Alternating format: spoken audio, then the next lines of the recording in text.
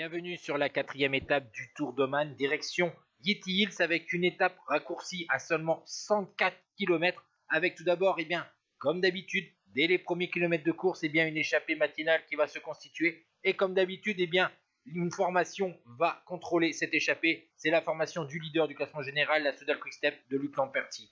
Et voici à l'avant de la course les trois courageux du jour. Blake Quick de Jaiko Alula, Rasmus Willin de Uno X et Matteo Maruccelli, l'italien de la formation Team Mucchio.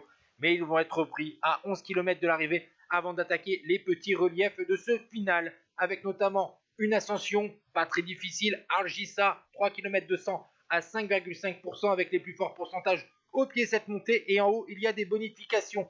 En haut de cette bosse, 3 secondes vont être prises par le néo-zélandais Finn Fisher-Black, 2 secondes par Diego Ulissi et Anton Scherming qui prend 1 seconde, le danois de la formation Astana. Ensuite, il y avait encore une petite montée de 3 km. On a assisté notamment à une offensive de Bourman et Daniel Yates, mais ils ont été repris par ce peloton d'une quarantaine de coureurs. Et on va donc se jouer au sprint la victoire.